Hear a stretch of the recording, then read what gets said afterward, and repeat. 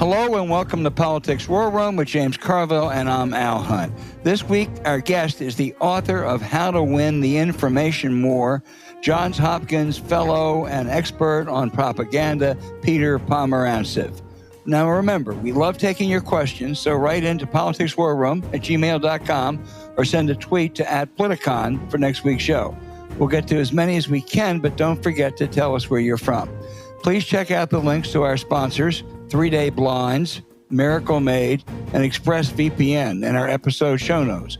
We thank you for supporting these sponsors. It really helps make this podcast happen. Please tell your friends about us and remind them to subscribe on Apple Podcasts, Spotify, or wherever you get your podcast. James, I'm going to do something unusual. I think it has some relevance. I'm going to start with just a teeny bit of history. 50 years ago, Richard Nixon in the Republican Party, when he clearly had committed impeachable offenses, probably crimes, Barry Goldwater, Howard Baker, and other Republicans went and said, it's time to go. We need to turn the page. Richard Nixon's offenses were a Tea Party compared to Donald Trump's criminality. Yet almost every Republican, after he was adjudicated guilty by a jury of 12 citizens, everyone guilty, his attorney did not object to that jury, those participants. Now every one of the Republicans, with only one or two exceptions, is rallying behind their felon leader. And they're saying our judicial system is corrupt, including the jury. You know, these people are lying, which I guess is not a surprise. It's insulting. They're charging things like Joe Biden, who orchestrated the Manhattan grand jury. James, you remember these are people who used to talk about separation of powers and federalism. Now it's whatever the political godfather instructs them to do. I'm not sure how this is going to play out. I saw a couple polls. One, ABC has said that a majority of independents and double haters, people who hate both candidates, want Trump to drop out. But as my great pollsters Bob Teeter and Peter Hart at the Wall Street Journal used to say, wait a couple weeks and then measure it. So I'm not sure how it plays out politically, but it told us everything we need to know about the disgraceful state of most of the Republican Party. Well, as you know, I don't think the Republican Party exists. I mean, it's a personality cult. And you could go chapter and verse of all of the evangelicals embracing Trump. But it's not going to change. It's not. And look at Chris Sununu. Larry Hogan had the temerity to say whatever the verdict is, we should respect that before the verdict. And they went crazy. And he's not going to win a Senate seat that was winnable because all of the Trump people are turned on for just saying we should respect the jury. So I can't tell you I'm overly nostalgic for what the Republican Party, that we don't have a Republican Party, but that's what their voters want. And, as long as you got people saying stupid shit out there, like the judge should have recused himself because of a $35 contribution that he asked the supervisory jurisdiction, and they said, no, there's no need to do that. And, you got people saying, supposedly smart people saying, well, if the average person did this, it'd never be prosecuted. It's just all bullshit. And the Constitution's at threat, and the country has to act like it. Yeah, I do. It's James, I used to think people exaggerated when they said the outcome of an election is really existential for America. I mean, I didn't vote for Ronald Reagan in 1980. I think he did some bad things, but it didn't threaten the fabric of what America is all about. And I'm sure if you're a right-winger, you didn't vote for Clinton and Obama, you might not have liked some of the results. This is different. This is far different. What Donald Trump would do to America is something that is existential. And you know what? All those Republicans just say, how far do you want to go? I mean, it's reminiscent of some awfully bad times in history. Well, he's telling you what he's going to do. And I got to say, if he runs and he wins, he can justifiably say, I told you I was going to do this. This is what you voted for, so I have a mandate to do it. I mean, that's literally, he's not even being duplicitous about it. No, he's not. So one area he's not being duplicitous. You're right. Right.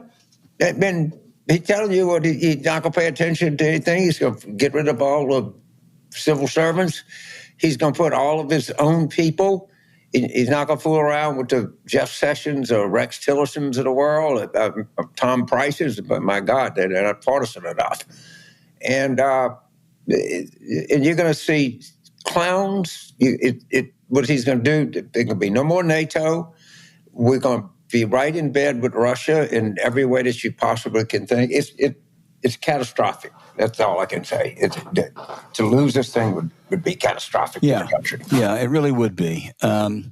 James, there were a couple primaries this week, not big ones, not terribly revealing. Trump's candidate in New Jersey for the Senate lost to an establishment candidate. And in a number of states, again, you saw that both, 16, 17% of voters in Democratic primaries don't vote for Joe Biden, who is uncontested, and the same number in Republican primaries don't vote for Donald Trump. I mean, I cannot think of a time that was even close where you had two candidates where so many Americans don't want either one. Well, the real granular evidence for this is in the polling in contested Senate races, where sometimes there's like a 12-point differential between the Democratic senators' vote and Biden's vote. And it's just undeniable. Two things are undeniable. The country does not like this choice, but it's the most consequential choice maybe we've ever made in American politics, certainly in a long time. So, it's not going to end up a 12-point differential on Election Day, but to me, that's the most significant political news of the summer of 2024. Yeah, it really is.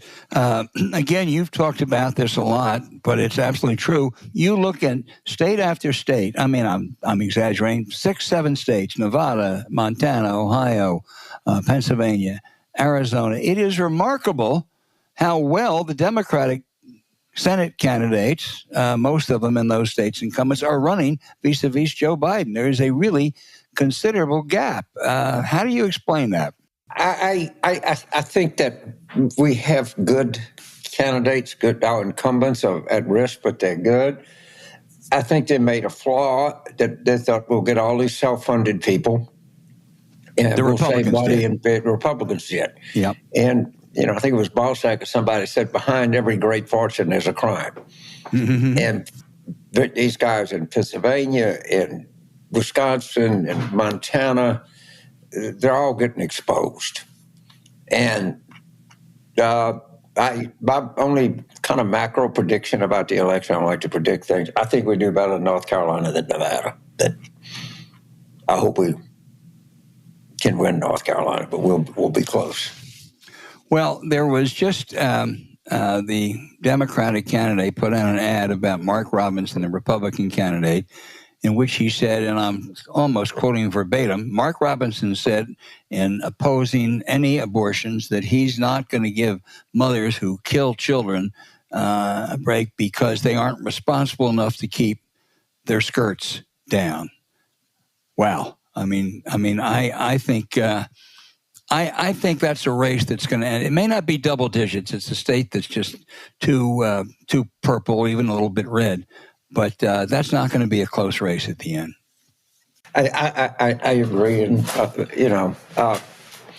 hopefully, I don't think your observation is possible to be negative coattails. In other words, the governor's race could have some effect in the presidential race in a positive way for Democrats. I think is a legitimate observation. I can't tell you if it's true or not, but it's certainly legitimate. It could be true. Yeah. No, I think that's true. I think it could be true in Arizona too. I feel bad about Arizona and Georgia. Well, you got a strong Senate candidate, and you got abortion on the ballot, and I think those are the only two things that could lift up Joe Biden to winning narrow victory. Right, and yes, but we got to catch some breaks here. because we're not going to get there on our own. James, anything else on your mind? Well, another thing is the Pramila Jayapal, the uber progressive congresswoman from Seattle. Her sister ran in a primary in Oregon as uber progressive Democrat, and she didn't do very well. And, I think the Democratic Party, they never were big into this uber progressive stuff. I think the average Democrat's starting to see that not only is this not a very good policy, it's horrible politics. Absolutely. So that's encouraging, and we're going to need that on places like Long Island that you're familiar with. We're going to need that in some of these districts trying to take back in California and other places. Mm-hmm. So every day the evidence comes in that no one really likes these people, and they're going to beat a couple of them in the primaries too. Yeah. Watch New York. Yeah. Okay.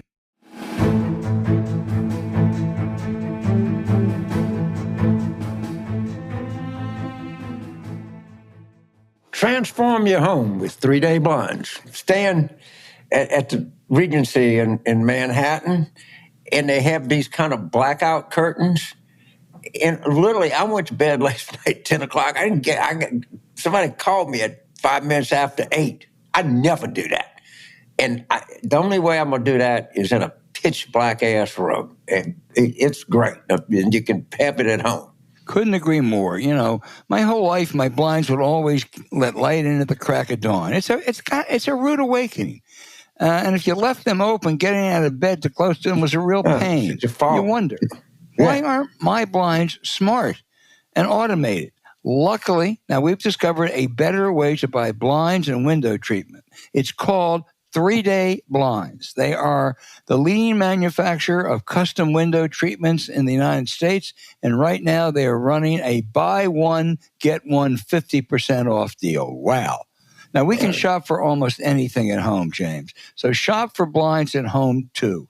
3-day blinds, local, professionally trained design consultants averaging 10 or more years of experience in providing expert guidance on the right blinds. They'll be right there for you, right in the comfort of your home. Just set up an appointment, and you'll get a free, no obligations quote the same day. And we love that expert team at 3-day blinds. They handle all the heavy lifting. They design, measure, and install for you. So you can sit back, relax, and leave it to the pros. Once we heard about them, we knew it was time to upgrade. Their blinds come in tons of great styles, so it's an easy sell on the family. With 3-day blinds, you can be excited to be getting better sleep and opening and closing blinds from the comfort of your bed. Alexa, I slept great. Now let there be light. We know you'll like 3-day blinds as much as we do. Go ahead and pick from the thousands of options made for any budget or style. Plus, after 45 years in business, they're the highest rated blinds company on Trustpilot. It's the perfect spring project, especially because they do all the work. Transform your home with 3-day blinds today.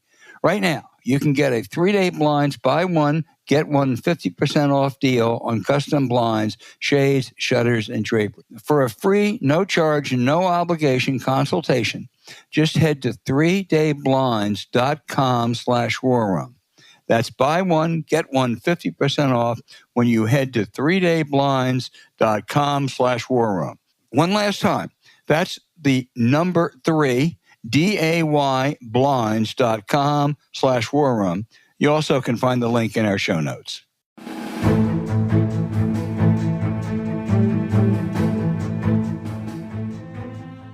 Hey, James, our guest is a returning guest, Peter Pomerantsev, scholar at Johns Hopkins, expert on propaganda and disinformation.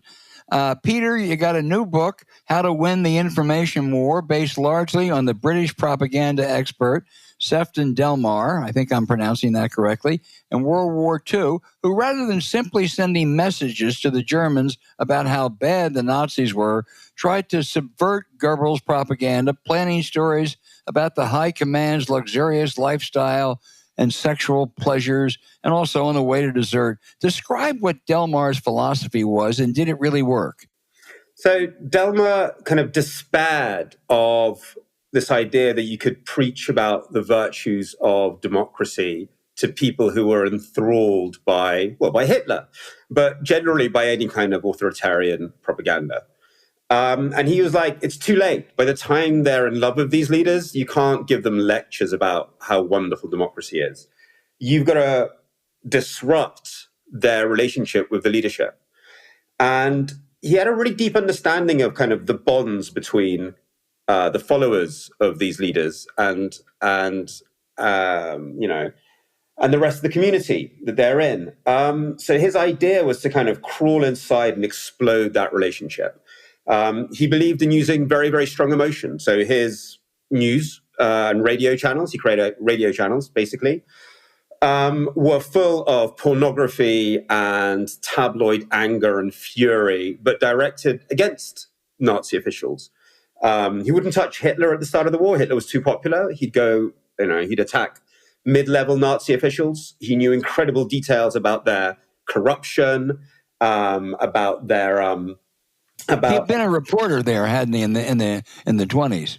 He'd been not just a reporter; he was probably the most famous foreign reporter there, and he managed to persuade the Nazis that they should trust him, and he accompanied Hitler on his propaganda tours, on his famous airplane tours in the 1920s. So he saw close up how Germans were enjoying performing the kind of the euphoria of the rallies. How much they enjoyed playing the role of Nazis. So he wanted to kind of pollute that relationship, make it feel foul and disgusting. So that was his philosophy. His philosophy was like, you've got to crawl in and really disrupt that relationship from the inside, because until you start really understanding the pleasures that people derive from being parts of these movements, until you understand how people are enjoying playing these roles that authoritarian propaganda gives you, you're not going to get very far. Look, he set up, just to be clear, he set up at the start of the war these kind of like essentially fake news radio stations. They were pretended to be Nazi stations, sort of like staffed by far-right soldiers who are even more kind of right-wing than Hitler, saying everybody around Hitler is a communist, everybody there is a pervert, they're all like, they're all letting us down, they should bomb England more than they do now, they're all weak. Very, very cabaret-like. A lot of the people playing these roles were German Jewish exiles from the cabaret scene in Berlin who were in England. But actually those early radio stations, those are among his more famous ones. And they still read like incredibly funny, cabaret-like performances. They were caught pretty fast. And as Delmar expanded, and by the end of the war, he was running dozens of stations. He was the head of special operations for Britain's propaganda arm. He was actually doing something much more clever. His stations still would say that they were German stations. They would sound like Nazi stations, but he wanted the audience to understand they were actually British. And the idea was that, like, to give people a safe space to listen to criticism of the Nazis, but also a psychologically safe space. He worked out that if you criticized the German regime from us Germans are being harmed by the Nazis, then people found it much more comfortable to listen to rather than being poked at and saying, you Germans need to listen to us. But also the fact that the English could imitate Nazi radio kind of subverted the very idea that Nazi radio is unique. You're kind of imitating it, and they're saying, hey, it's nothing special. We can imitate it, we can exaggerate it. This magical performance is actually, not that unique. Peter, if Delmar were here today, talk about what he might do differently as far as messaging the Russians, where economic sanctions haven't affected Putin's palace guard and military, but are taking a toll on average citizens. How can you replicate what he did to the Nazis? So imagine tomorrow morning, Russian soldiers from Syria through to Ukraine, and in every place where mobilization is happening in Russia, start having like a flood of multimedia, because you'd be multimedia these days, of a radio or a media that's, sounds just like a Russian state media, but clearly isn't, because it's giving you all the dirt, not about Putin. Everyone knows Putin's corrupt. He's too far away. But about your immediate officer, about your immediate boss, all the dirty stuff about them, showing how they're giving you terrible food, how they're stealing the money that's being meant to be sent to your relatives, they're putting in their own pockets, which would give a sense of, the system is vulnerable. You've got to understand, Russians are cynical. They know perfectly well everyone's corrupt. But for somebody to go and say it and name it means these people are vulnerable and their aura of untouchability goes. Yeah. But that media wouldn't just be aimed at ordinary soldiers. All ordinary soldiers could do would start looking, at their superiors going, hey, somebody's after you. You're not so strong. But it would start causing chaos within the Russian system, because the boss of the boss would start going, hold on, how come all this stuff is coming out? Who's leaking it? Which is exactly what happened in Nazi Germany with Delmer's programs. They were so well researched that the Nazis were constantly looking as to who was leaking the information when they were just well researched. And so you're getting the regime to fight amongst itself. Most of all, you're sending a signal right to the top of the system that you're not in control. So the Russian system doesn't care about public opinion the way we do. They don't have elections, but they care about the sense that they're in control. What they're scared of is losing control. So every time you say you're losing control, you're not controlling the information flows. You're not controlling what's happening on the front. You're not controlling what's happening in satellite countries. The elite in Russia start recalculating. They're going, okay, we're losing control, therefore we have to take less risks, therefore let's, for example, not be so belligerent in our war aims. You've got to understand the Russian system is a different system to ours. You guys know this better than anyone else. Any effective communication operation depends on understanding that information environment. So only one part of any type of campaign like this would be about changing public opinion. It's just as much about changing elite opinion, which it always was with Delmer as well. He wanted the Nazi elites to be freaking out about how much the English knew. You're a native of Ukraine, and a year ago you were on this podcast, and while acknowledging you were on the edge, you were still pretty optimistic about the war and that Putin had made a terrible miscalculation. Boy, I hope that was right. I worry today that the reports that the Russians are on the offensive, Ukraine is struggling. Is this reversible, Peter, do you think? Well, look, it very much depends on us. What I worry about really, and what really never happened was, we're still framing this war as a war about supporting Ukraine. Ukrainians are doing the best they can. I mean, one can criticize many things, but, they're very much in a David versus Goliath situation.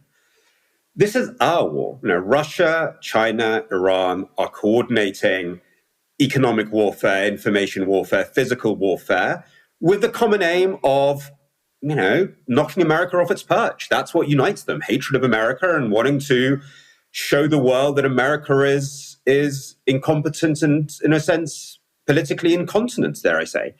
And while some elites in Washington get this, I don't think there's been an all-round understanding of what this is really about. Part of it is about crushing Ukraine, and always has been. Russia thinks Ukraine is its colony and therefore deserves to be under its thumb. The Ukrainians will always fight, but we're still very slow to realize that this is about us. And as long as we're framing this about what can Ukraine do, yes, then Russia might win. As long as we're not saying this is our war, then there's a chance that they can win. And at the moment, they certainly feel that the world will soon be inherited by them in China, and America's done. I mean, you know what they call Trump in Moscow, yeah? What? Gorbachev, in a bad way, as in he'll lead to the destruction of America, the way Gorbachev led to the destruction of the Soviet Union. That's one from Mikhail Zygar. That's not my insight. The great Russian exile journalist told me that. But they think we're seeing the last gasps of America. This is what this has always been about. James Carville, pick up on this. They might be wrong, by the way. I very much hope they're wrong. Dare I say, that's not my opinion. That's how they see the world. So thank you. When you were on last, and I've been on this with Admiral Stavridis, that our failure to really engage in a propaganda war, and Putin has a simple strategy. He's just going to wear us down, all right? And eventually the United States and even some countries say, well, there's not anything we can do about it. We've sunk all kind of money in there, and it's kind of gone nowhere. And I think we should have had a propaganda campaign along with our military aid to convince people what we faced with and why this is important to them. But right now, I just don't see that happening. You mean domestically in America or into Russia? And U.S. and Western Europe, we should have had a propaganda. We should have started early telling people why this is important and telling stories about these Russian soldiers raping women and occupying villages and burning churches down. Anything you do in a propaganda war. I think we should have engaged in one. And we didn't. No, we left it to the media, and for a while the media did a great job, but the media gets unfocused. They get onto the next story. You got Gaza, you got the election, and you got all kinds of things to distract you. And I think that's what Putin's counting on. And of course, Putin is doing one here. I mean, it's been, the last few months I spent working with various NGOs here and in Ukraine, sort of, because I do a bit of war crimes, quite a lot of war crimes research, giving them evidence about the suppression of evangelicals in the occupied territories. And most Americans didn't know about this. So Putin wages a very active propaganda campaign in America for many years, claiming that Russia, where nobody goes to church and is a very hedonistic country, is actually a bastion of Christianity, and Ukraine is the opposite. And actually, the opposite is true. There's huge religious pluralism in Ukraine. Actually, Protestantism is very, very popular there. It's spread like wildfire in the 1990s. And in the occupied regions of Ukraine, the Russians torture and kill evangelical Christians because they see them as American spies. I mean, this is what we would find. They'd arrest them, say, hey, you're an evangelical. That's an American religion. You must be a spy, and murdering them. And nobody knew about that here. And American evangelicals didn't know about that here. And it was basically little NGOs and civil society organizations that had to go to these very influential communities here and engage them, including right to the Speaker of the House. And, thank God they did that, but you can't leave it to little NGOs and individuals just to do that. That has to be done in a sustained and organized way. So before I turn it over, there's a Ukrainian guy, there's Ruben Rubchenko, and I will try to get you Ruben's contact information. He's famous for a couple of things. First of all, he was a basketball player at LSU, but it was okay, but he got Shaquille O'Neal scholarship. All right? And then, of course, he went to Harvard and got a PhD in physics, like all these people from Ukraine do. They're the smartest fucking people in the world. And he was over here, and he's very effective in, telling the Ukrainian story. And we need more Rubens out there communicating, I think. So I've read about Ruben. I don't know him personally, though. Right. But he's somebody that y'all should hook up because he's definitely similarly motivated as you are. There's a lot of great people. And look, I suppose when we'll look back at analyze what's been going on is the role of civil society to do a lot of the communications activities that used to be always done by the state. Right. And that's great. I mean, and Ukrainians are really good at that. The question is sustainability and focus. And, there's only so big a megaphone even a Ruben can have. And you're quite right. But my point is there's 25 Rubens in Ukraine right now that have an interesting story, an interesting connection here. And, we need storytelling, man. We need storytelling. That's my thing. So we definitely need storytelling about Ukraine. But I still think that's only part of it. That does get Americans motivated, but it's also about America and what is America's role in the world and telling stories about how isolationism won't lead to a happy place because that instinct is strong, and I understand that instinct in America. It's an old one, and why America facing up to this. Axis of evil, whatever you want to call it, the four horsemen of China, Russia, Iran, and North Korea. Why standing up to them is good for America and is important, and why the world needs America so much. That's a story that I don't think a Ukrainian can tell you. I think that's something that Americans have to start telling themselves, because really this is about this is also about your identity crisis. We're on the front lines of this in Ukraine, but make no mistake, China, Russia, and Iran are looking at America. Ukraine is obviously a target, but it's America they want to hurt and hobble and render meaningless. And America has to decide: is it going to face up to the challenge or run away? Well, thank you so much. I'll turn it back to Al, but your points are really well taken, and I hope you continue your scholarship and your affinity for this, because it's going to be critically important as we go forward. So best to you, and best to the United States, and best to Ukraine. Yeah, let me just try one more, James. Peter, you were such an expert on getting out information and going after bad people. What would be your message on Donald Trump, who really is a threat to us, to the free world, if you will? What would be my message on Donald Trump? I mean, I've only been in America a couple of years, and I'm very focused on the international scene, obviously. But it does surprise me that there's been no effort in America to, given the threats, to to essentially make a really clear distinction between the hard MAGA lot, which I think are very hard to penetrate now, and the very many other people who vote for Trump, like, frankly, vote Republican, like most of my relatives here. I've seen lots of data because I'm looking at sociological research all the time, and there's a clear split. And there's only so much the Democrats can do. They can probably peel off some of them, but they're still going to be Democrats for them. And what you really need is a large social movement that appeals to the values of those people. I mean, the elections in Poland and Brazil were won by the non-authoritarians because there were movements outside of the party, movements appealing to women's rights, to people who value the truth, to foreign policy, and appealed to this much larger electorate without making it party political. If it's just, there's only so many Republicans Biden can ever reach for obvious reasons. But if you make it about more than that, then you really need civic movements, a new type of media, social movements that engage those audiences, who will then vote whichever way they feel right, but will understand that there's more at stake than just party allegiances. That's what's worked in countering populists in other countries as well. And I'm sort of surprised that hasn't happened. A movement around the health system, a movement around women's rights. There's a little bit of that, but not as much as I thought.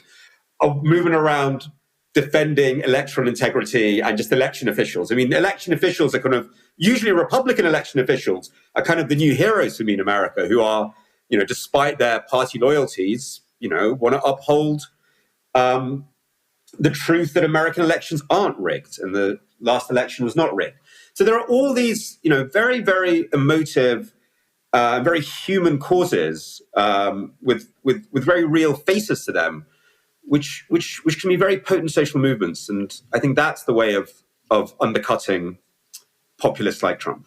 James, you want to? So one more final thing. I understand that they use mockery and porn in this propaganda campaign. I think porn is a good propaganda device. Just give us a short recap of that. Sure. So look, you got to imagine, this is back to the Second World War. This is not about Trump. I know it's hard with the porn, it gets confusing. It might apply, but go ahead. Back to the Second World War, yeah. It's 1941. You're German. Hitler rules the whole of Europe. Nothing's gone wrong for him yet. He's the king of everything. America hasn't joined the war.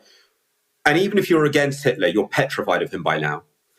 And suddenly this radio station appears, which is broadcasting these filthy, hilarious orgies of Nazi officials, doing all sorts of things with sailors and ladies of the night, taking over monasteries and dressing up their prostitutes in nuns' outfits and doing all sorts of things with them with spiked helmets and butter.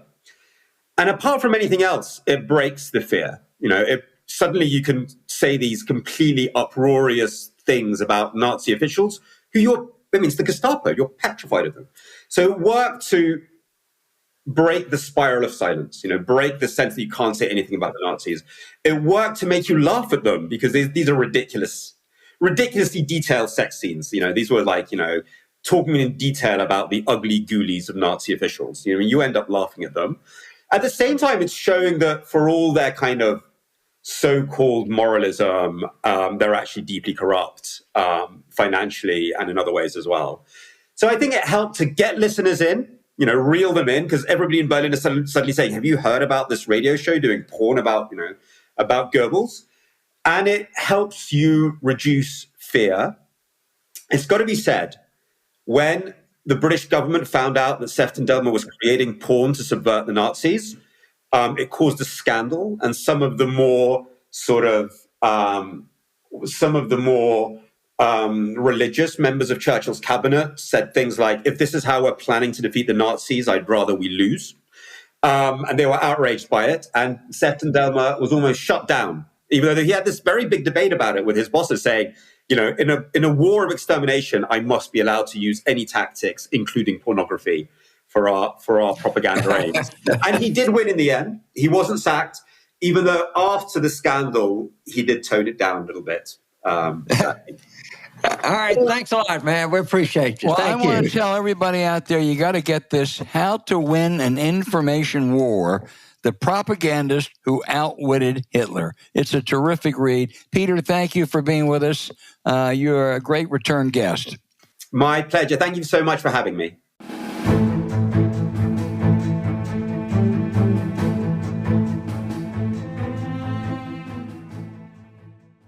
Beat the heat with miracle sheets. Well, let me tell you, it's essential in this summer. It might be 2 weeks away on the summer equinox. It's here. I mean, that 100-degree weather all over Texas, God knows what. You're right. And this summer is going to be brutally hot. And these cool sheets are going to be really, really essential. Essential right now, but they're going to get even more essential come July and August, I promise you. Yeah, this is a product that is made for the times. And the times now indicate it's going to be hot as hell everywhere. And James, the time is now, because sleeping at the right temperature is a critical way to feel rested the next day. We struggle with sleeping too hot, but we found a way to sleep in luxury all night long using NASA-inspired silver-infused bed sheets by Miracle Made. Their self-cleaning, antibacterial, eco-friendly bedding prevents 99.7% of bacteria, and it requires 3 times less laundry because they stay fresher 3 times longer. Miracle makes it feel like your bed is always freshly made. You'll stop sleeping on bacteria that can clog your pores and cause breakouts and acne when you start sleeping clean with Miracle. And trust us, with no more gross odors, life is a whole lot better for your household. The NASA-inspired, temperature-regulating, silver-infused fabrics truly give you maximum comfort, and they make pillowcases and comforters too. So join us in getting better sleep every night. Not only are Miracle sheets luxuriously comfortable, they don't have the high price tag of other luxury brands. Miracle sheets feel nicer than bed sheets used by some 5-star hotels. So it's a vacation every time you get into bed. Where are you going to imagine you're sleeping when you're under comfortable and fresh Miracle sheets? Go to trymiracle.com/warroom to try Miracle Made sheets today. And whether you're buying them for yourself or as a gift for a loved one, if you order today, you can save over 40%. And if you use our promo, War Room, at checkout, you'll get 3 free towels and save an extra 20%. Now, Miracle is so confident in their product that it's backed with a 30-day money-back guarantee. So if you're not 100% satisfied, you get a full refund. Upgrade your sleep with Miracle Made. Go to trymiracle.com/warroom and use the code WARROOM to claim your free 3-piece towel set and save over 40% off. Again, that's trymiracle.com/warroom to treat yourself. And remember, Father's Day is coming up fast. So thank you, Miracle Made, for sponsoring this episode.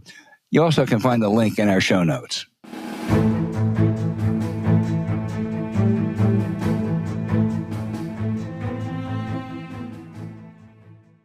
Hey, James, now for the outrage of the week. House Republicans are trying to have a field day beating up on Dr. Anthony Fauci. Marjorie Taylor Greene even insisted he wasn't a doctor. Wasn't she the one who also talked about Jewish laser beams? The right-wingers, along with conspiracy-crazed Robert F. Kennedy, say Fauci and company destroyed the American way of life during COVID with shutdowns and restrictions. Look, this was an unanticipated pandemic, a crisis that claimed the lives of 1.2 million Americans. Mistakes were made. That's only natural in this unknown territory. Some schools were closed for too long. There were some unnecessary safeguards. But Dr. Fauci, an incredible public servant, in 50 years as the head of NIH's infectious diseases, guided us through this as capably as anyone possibly could. And I mean, when I hear people like James Comer, Congressman James Comer, who's got an IQ of room temperature, say he wants to have Tony Fauci arrested, he doesn't seem to be bothered by all the crimes that Trump has committed. Maybe they want to call the COVID examination Donald Trump up. He told early on, Bob Woodward, he didn't want to level with the American people about the seriousness of COVID, and once suggested maybe we could even use bleach. One call, according to his advisors, this is a Trump advisor, Deborah Birx, said Trump's malfeasance, cost at least 130,000 lives. Tell me something, Mr. Comer and that Ohio congressman, you want to call Donald Trump in your COVID examination? Yeah, good point. Very good point. I mean, I thought Dr. Fauci conducted himself with dignity and professionalism, as he always does. And I can't imagine how many lives that guy whose life is saved and how many he would have saved had he been more closely listened to. So I concur in your admiration and affection for him. There's certain columnists and commentators that I pay particular attention to, like Tom Etzel, of course, being one. John Shade a pretty good bit. But one I really pay attention to is Catherine Rampell, right? Oh, yes. And I just, the stupidity of the progressives, now they're going after Costco. Now let's get straight here. Okay, Costco is a big company and they're very successful. It's the most democratic, huge retailer that you can imagine. A single family owns it or donate all kinds of money to good causes. They were good Democrats. And let me tell you, no one that works at Costco makes anything close to the minimum wage. I know that there's one in New Orleans, and probably the lowest paid hour employee probably makes $16.50 an hour. The people there like it. They're happy. It's cheap. The workforce is very diverse. The customers are, trust me, extremely diverse. There's a lot of families that right at the poverty line, a little bit more, that really save money at Costco. They got to put some upfront money, but I'm sure they figure a way to deal with that. And of all of the things that's wrong with this country, why are we screwing with Costco, which I think is a admirable corporation, and I love going in there. Trying to, they got they hide everything, so you got to buy it. I mean, they market us. I'm not saying these people are saints or anything like that, but I think that good Democrats should have a very fond opinion of Costco. So what are the lefties bitching about, James? It was their size, and it was mostly just a distrust of anything successful. But I can read Catherine's column, and she rises very elegantly and forcefully in defense of Costco. And man, Costco is just wherever they go, they're a fact of life. And they sure are. And they're really good. My kid has moved up to Long Island, Rockville Center, for a congressional race. And, I when he's getting stuff, I said, go to Costco. You got a Costco 4 or 5 miles away. There's no better bargain. There's no better place. And they got, by the way, their wine selection is top notch. Their prepared foods are all top notch. And, you got to buy a lot. So a guy like me, I'll probably break even. I buy cheaper stuff, but I buy more waste. But if you're a family and you're below middle, to lower income, Costco is a lifesaver. And those are the exact people that we need to vote for us. And it's just they got to be against something. There's always they got to be just against shit. And I don't think us good. Yeah.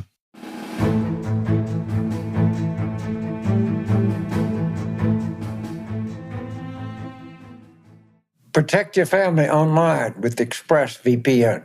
I can't tell you how important it is, how many people get hacked. And by the way, the people that are hacking you are not nice people.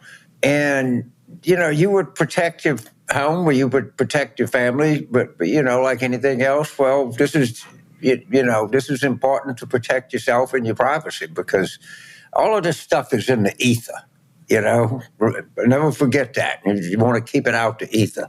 Because, it's incredible. The huge tech companies barely pay taxes. They barely give anything back to the society that makes them rich. These big tech companies are takers, not givers, and they enrich themselves by taking your personal data. They grab your web history, email metadata, and video searches to create a detailed profile on you, then sell it to the highest bidder. Now, these companies aren't just selling products anymore. They're selling you. You have to become their product. So if you want to protect your identity and data from these tech giants and their sketchy buyers, we recommend using ExpressVPN every time you go online. Think about all the websites you visit, Facebook, Twitter, Google. That one site, that one time, everything you do and say online is tracked by these giant corporations. They can uniquely match your activity and know your location using your public IP address. Thankfully, ExpressVPN makes you anonymous online by camouflaging your IP address and replacing it with a different secure IP of your choice.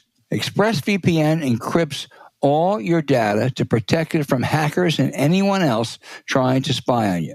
But what we like most about ExpressVPN is how easy it is to use. Just download the app on your phone or computer, tap one button, and you're protected. Even James and I got working right away, and we're glad we did because it keeps our family safe online too. With kids and grandkids, nothing is more important. Now is the time to sign up for ExpressVPN and start protecting yourself and your loved ones from digital threats with a click. So if you're like us and believe your internet data belongs to you and not to greedy corporations and the black markets, then ExpressVPN is your answer. Protect your data with the #1 rated VPN provider today.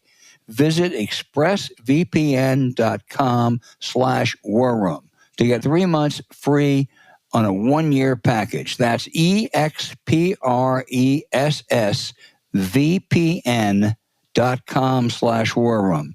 expressvpn.com/warroom. To learn more, you can find the link in our show notes.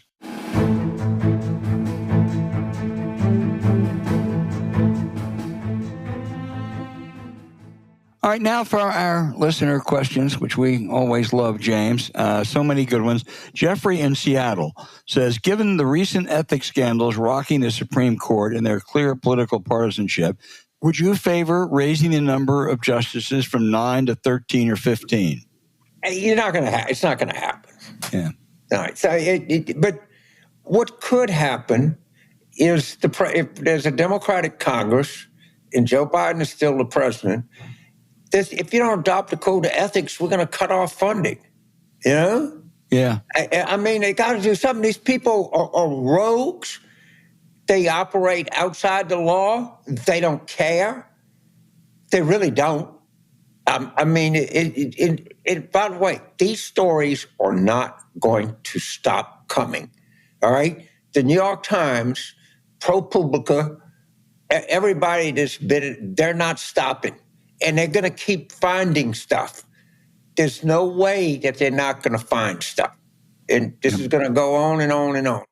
Next, Patrick in Exeter, Australia, asks, should Hakeem Jeffries call for Mike Johnson to step aside because of Johnson's disrespect towards the jury and the justice system, not to mention his suggestion that his personal friends in the Supreme Court would overturn the decision given the chance?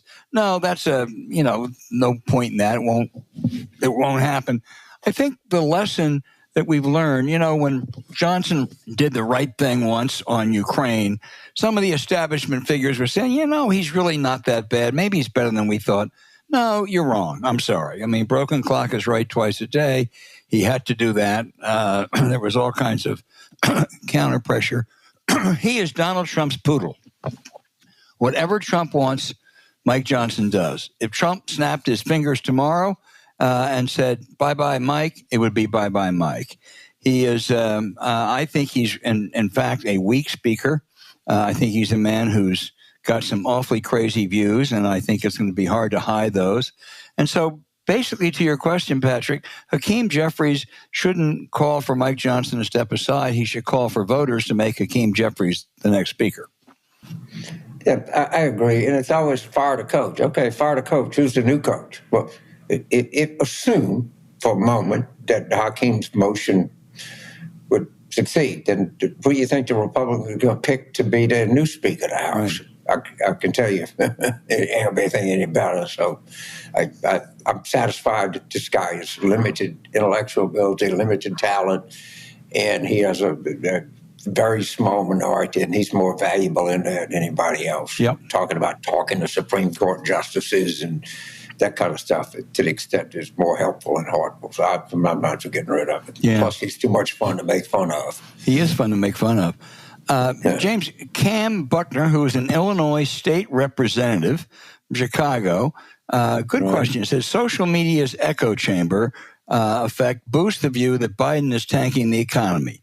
Given the influence of social media, is it now the perception of the economy stupid? What strategy should the Biden campaign adopt to address the disparity between economic indicators and public sentiment? Well, it's a really good question, and I'm not a big social media person, but I understand how stuff gets trafficked. And like anything else, there's a bias for bad news, and this just is more another log on that fire. I've always thought that this economy is generational. It works pretty well for older people. It doesn't work that well for younger people. And the narrative that's gotten completely fact devoid of what the economy was like under Trump and what the economy is like under Biden. But I don't know if we're going to be able to win that argument between now and Election Day, if that's even the right argument to engage in. I mean, I understand people saying, what are you talking about? And I don't know what an empty seat on an airplane looks like. I just don't. And I know it's Manhattan, and I know it's coastal. But literally last night, which was a Tuesday night, I've stuck my head in 3 places, and there wasn't even a seat at the bar. I mean, somebody's spending money out there somewhere. That I can tell you. But people's perception, particularly young people, black people's perception of this economy is not good. Well, I agree. And you can't tell people the economy is good when they don't think it is. I mean, they think that's insulting. I think it's counterproductive. I think what you can do is talk about things you can do to ease the pain and make it better. You can talk about, as you've said, raising the minimum wage. You can talk about taxing the rich so you can help people in need. You can talk about some of the corporate ripoffs. And what you have to say basically is, look, I know you got problems. I'm working on it. Here's some things I think we could do. What would the other guy do? And you can talk about stuff you've done, like capping insulin costs, which affect, I don't know what percent of the people in this country that have diabetes are the percent over 65, but I can tell you what, it's high. It is. It's high, and that's very expensive for families. Yes. It's a very provocative question, and there's a lot that goes into this. So let's keep talking about it. No, I agree. A couple media questions here. Doug in Oceanside, California, wants to know if the press should call him the disgraced ex-President Trump rather than former president. And John in Chicago says, how do you think some of the veteran newscasters like Walter Cronkite and Peter Jennings, to name a few, I would certainly add Tom Brokaw, would have handled these continuous lies coming from the GOP over Trump's conviction? Look, they were good, but I think this is a really hard question for the media. I spent almost 20 years running Washington bureaus covering politics. I'm glad I'm not doing it now. I mean, it's just so difficult. I think I admire the people who do it well, but I mean, what do you do when the reaction to the Trump trial this week? You had a whole bunch of supposedly prominent Republicans saying it was all orchestrated by Joe Biden. That is an outright lie. So how do you cover that? And they'll say it today, tomorrow, next week. So I have great respect for Cronkite, Jennings, and Brokaw. They maybe would have done a slightly better job than what we're doing today, but man, it wouldn't have been easy. So this is the basic question. But people say, Trump is going to be the Republican nominee, and we got to cover it, and Biden's the Democratic nominee, and we cover this. And if there's something bad about Biden, of course, we got to print it. But if something comes up that is, I don't think it's anything good about Trump, but more favorable to him, like the L.A. Honigs and the Fareed Zakarias of the world, that's one way to look at it. We tell the truth and let the people decide. Or at times when the country is at great peril or the moral imperative is so great, you don't do that. Let's talk about World War II. And, it's the example I always give. No one did a story saying that Tojo's came from a more humble background than Franklin Roosevelt. Let's talk about the civil rights movement. Okay, there was one side that was correct and the other side was all god-awful wrong, and it was covered that way. And so now you have Joe Kahn, the new editor, publisher, whatever he is, New York Times, said, we're just going to cover this down the middle. We're going to cover what it is. I don't think that's the role of the news media at a time when the entire Constitution is in peril. I don't have anything against slanted coverage. I really don't. I think I would have something against it under most other times in American history, but not right now. Fuck your objectivity. The real objectivity in this country right now is we either going to have a constitution or we not. And everything else, from Hunter Biden's gun application to Judge Mershon's, $35 contribution, to all of the bullshit that the professional center feels like they got to put out. I can't tell you that these are bad people. They're extremely naive people that have no idea of what's at stake here in this election. So I think we need slanted coverage, more slanted coverage, and I think we got to recognize the threat that this guy in the MAGA, not just him, the entire MAGA movement from Alito and Trump on down is it's a clear, serious, and present danger to the existence of the Constitution of the United States. And I mean that. James, the only thing I'm going to reject was the term slanted. I think we need fair coverage and not false equivalency. And it was over 70 years ago that one of the greatest journalists in America, Wallace Carroll, later became Reston's deputy in the New York Times Washington Bureau and the publisher of the Winston-Salem Journal, said that it is a mistake for journalism to be imprisoned by objectivity. That was during the McCarthy era. It's even more true today. Yeah, I guess, slanted. I'll stick with that. But this is not, but on the other hand, coverage. Yeah. All right.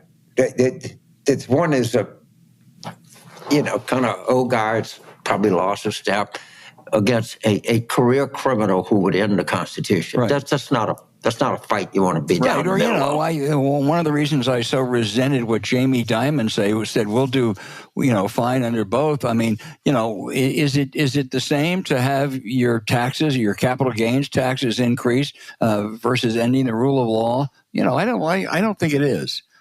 Dennis and Melanie in Brisbane, Australia. Hey, James, we're doing pretty well down under today. Yeah, shit, man. Move down there. Well, this is for you, though. They said, we recently took a holiday in America visiting Alabama, Louisiana, and Georgia. They say the extraordinary lack of political engagement stunned us, particularly in light of the high stakes. What do you think lies behind this? Fatalism, or what can be done about it? Well, I mean, unfortunately, a lot of the disengagement is among younger voters and black voters. Yeah. And that's certainly true I want to address something that you hear the stuff about the Manhattan jury. All right. New York City, and Manhattan in particular, is a low crime area. I've checked this out. The crime rate in New York is substantially lower than Florida. And I'm listening to these assholes, most of them from Florida, talking about the Manhattan jury. Well, is my understanding, there's not a lack of people on Rikers Island right now. And when you go to that, I was thinking, I spent 40% of my time in Orleans Parish, which is if you get a judge, the judge is going to be a Democrat unless the governor fulfills something. But I also spent 30% of my time in Hancock County. The judge and the jury that I would get if I'm a victim of a crime is going to be overwhelmingly Republican. But you know what? I don't think about that. I'm in Shenandoah County. I'm in Shenandoah County, Virginia. Democrats don't even get 30% in Shenandoah County. But if I get a jury in Shenandoah County, I'm going to trust that jury, and that judge is not going to be a Democrat. I can tell you that. But I got to feel protected wherever I go. And I think the attacks on this jury are downright, there's a specific definition for treason. There's not a legal definition. I think it's borderline treasonous. I really do. To substitute your judgment for people who sat there and listened to everything. And I'm going to say the same thing in Delaware. I'm not following this thing that close. The jury is. Whatever they say is going to have great weight. But we have to stop telling people that there's a two-tiered justice system in this country or any of that kind of stuff. It's by being perfect and flawed, but the most perfect thing about this system we have are juries. Yeah, and Trump and his lawyers didn't reject any of those 12 jurors. The criticism began after they delivered a unanimous 34-count guilty verdict. It was all about juror number 2. Right. And, James, you know what I think of juror number two? Laura in Tuscaloosa, Alabama, and this is not a football question or a basketball question, says, how do we support local reporting? The majority of articles I read cite online articles as a source and read like they've been cut and pasted. Laura, that's the real crisis in American journalism. I mean, I hope the Washington Post, which is a great paper, weathers its current problems, and some of the other large regional papers. But the real crisis is local journalism. Thousands have died in the last 15 years. And, what you can do about it, there's a couple places. The MacArthur Foundation is trying to raise a lot of money to help them.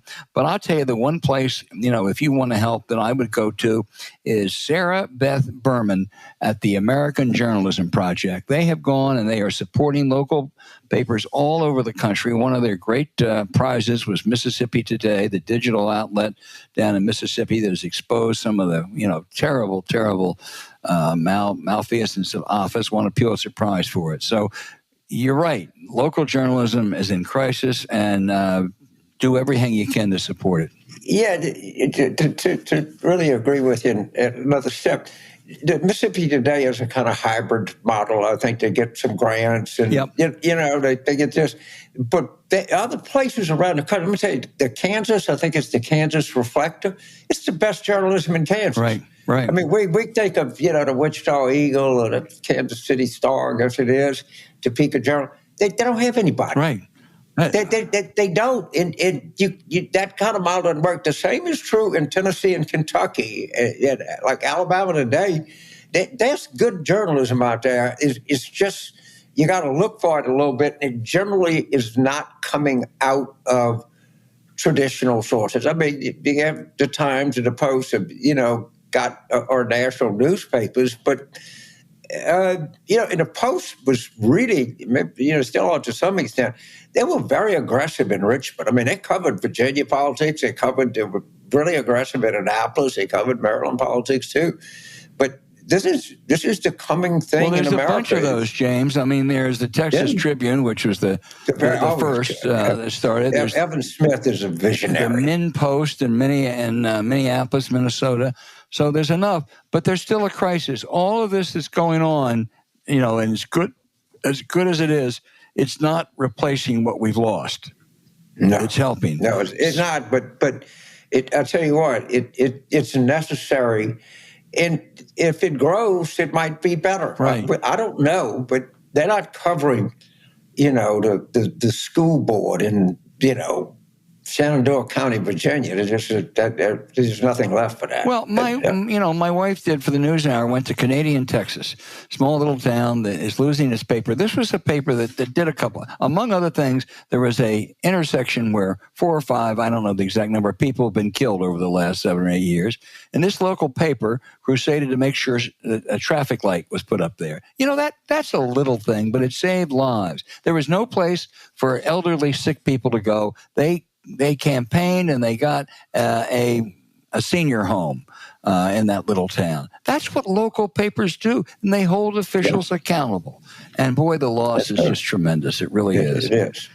Brandon in San Francisco, you said Netanyahu is maintaining the war in Gaza to avoid his own possible imprisonment. He says Brandon thinks that's a very serious wag the dog claim against Israel. Why do you think that? Is that the U.S. assessment? And I thought there was a war cabinet that included a cross-section of political spectrum. Well, I can't stand by it. I mean, first of all, the negligence of the Netanyahu government was breathtaking. Mm-hmm. I don't know literally how that government is still there after negligence of this magnitude. And you ought to understand Netanyahu has serious legal problems that are weighing on his head. He has no political interest in ending this. Although he might be forced into it, he has no interest in calling an election. And, one of the things, I've been to Israel a lot, and there traditionally have been people that have held governments accountable, and it's time for Netanyahu to be held accountable for the greatest governmental act of negligence since World War II. So, no, I don't think he's a patriot. Amen. I agree with absolutely everything. Anyway, hey, keep those letters, keep those questions and emails coming in. They are so good. If we didn't get to yours this week, we'll try to get to it next week. Thank you.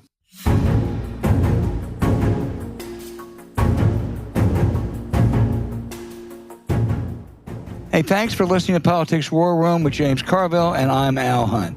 Don't forget to send your questions for us by email to politicswarroom@gmail.com or tweet them for next week's show at Politicon. Following this episode, we'd really appreciate it if you check out the links to our sponsors, 3 Day Blinds, Miracle Made, and ExpressVPN in our episode show notes. We thank you for supporting them because when you do, it helps make this podcast happen. Now, to keep up with us, subscribe to Politics War Room on Apple Podcasts, Spotify, or wherever you listen. Now, you also can find other shows you might enjoy in the Politicon YouTube channel or when you search Politicon on your favorite podcast sites. And remember, please rate the show with a 5-star review. We'll be back next week with another show as we continue our War Room planning.